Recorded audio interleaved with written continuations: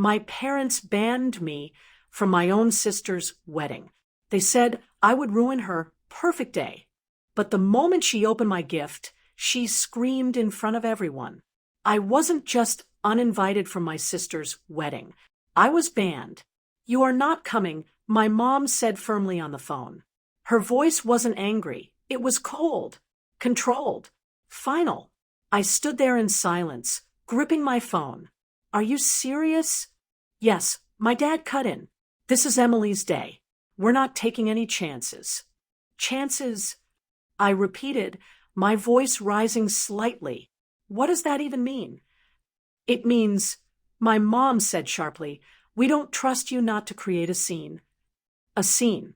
That word hit harder than anything else. "I've never ruined anything," I said quietly. Neither of them responded, because deep down, they didn't actually believe I would. This wasn't about trust. It was about control. It always had been. Growing up, Emily was the perfect daughter. Straight A's, polite, always smiling. The kind of person everyone admired. And me, I was the one who asked questions. The one who noticed things. The one who didn't stay quiet when something felt wrong. And my parents hated that, especially when it came to Emily, because Emily wasn't perfect, not even close. I had seen things over the years, little lies, hidden messages, late-night calls she tried to hide. Things that didn't add up. Things I never proved. Until recently, I sat on my bed that night, staring at the wedding invitation, lying on my desk, gold lettering, elegant design. A reminder of a day I wasn't allowed to attend. It hurt more than I expected. Not being there for my sister wasn't the painful part. It was being erased, like I didn't belong in that family at all. But then something inside me shifted. If they didn't want me there, fine. I wouldn't show up. But that didn't mean I would stay silent. I reached over and picked up my laptop. The folder was still there. Everything I had found. Messages, screenshots, photos, dates, times, proof, real, undeniable proof of what Emily had been hiding.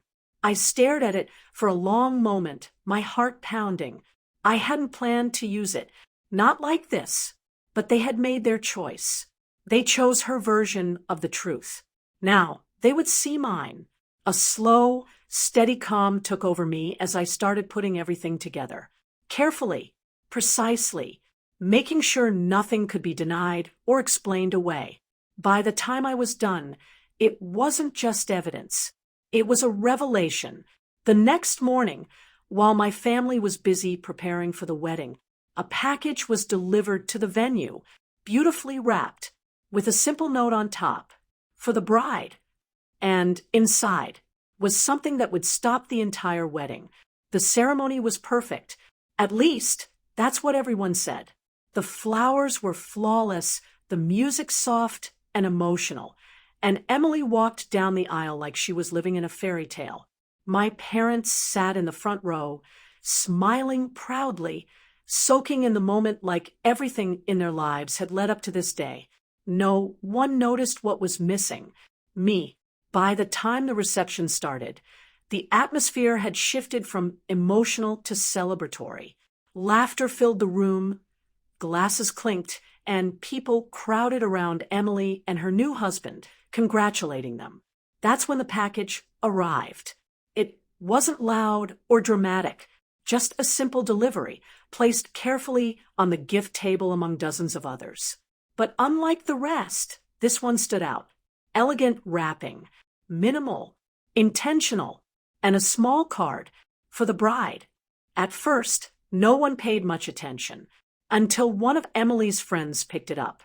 "Oh, this one's different," she said, holding it up. "No name on it." Emily turned, curiosity lighting up her face. "Give it to me." My mom immediately stepped in.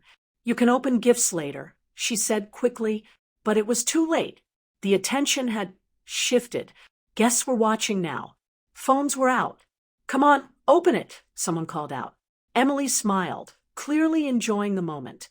All right, she laughed. She took the box and sat down in the center of the room, making a show of it. My dad leaned closer, his voice low.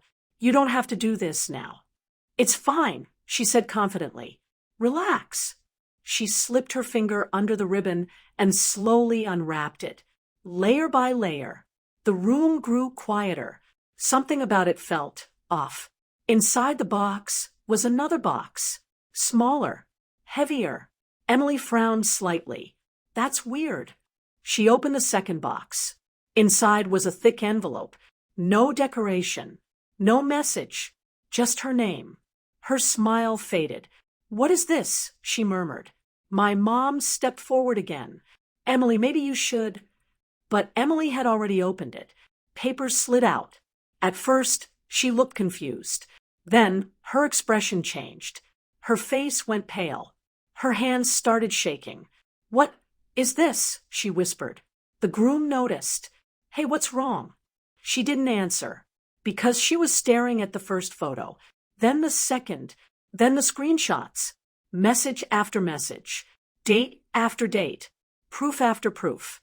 Her secret exposed. The room was completely silent now. "What is it?" her husband asked again, more firmly this time. He reached out and took one of the papers from her trembling hands. And then his entire expression changed. Confusion, shock, then anger. "What the hell is this?" he demanded. Emily shook her head quickly. "It's not what it looks like." "Then explain it," he snapped. My parents rushed forward. "This is fake," my mom said immediately. "Someone is trying to ruin this wedding." But no one was convinced, because the evidence was too detailed, too real. Messages between Emily and someone saved as a different name. Late-night conversations. Photos together. Intimate. Undeniable. And then the final page. The one that changed everything. A clear message thread between Emily and her husband's best friend. The room erupted into whispers. "No way. Is that real? This can't be happening." Her husband's face went cold. "You cheated on me?" he asked quietly. Emily's lips trembled. I can explain." "With him," he shouted, pointing across the room. All eyes turned. There he was, standing frozen, pale, exposed. The best friend. The betrayal hit all, at once. Emily's breathing became uneven. It wasn't serious. It didn't mean anything. But it was too late. The damage was done. Her perfect image shattered in seconds. Her husband stepped back, shaking his head slowly. "I don't even know who you are," he said. My mom grabbed Emily's arm. "Say something. Fix this." But there was nothing left to say, because the truth was already there, in black and white, in front of everyone. And then Emily let out a scream, a raw, broken scream that echoed through the entire hall. And in that moment, the wedding was over. My phone started ringing that night. I didn't even need to check the screen. "You did this," my mom screamed the second I answered. Her voice was shaking. Anger, panic, disbelief, all mixed together. I stayed calm. "No," I said quietly. "I told the truth." "You ruined her life," my dad shouted, his voice louder than I had ever heard before. I took a slow breath. Then I said the one thing they couldn't argue with. "No, she ruined it herself." Silence. Heavy. Unavoidable. Because deep down, they knew it was true. The wedding was over. Completely. Guests had left early, whispers spreading faster than anything they could control. Her husband had walked away without looking back. And Emily, the perfect daughter they had always defended, was finally exposed in front of everyone.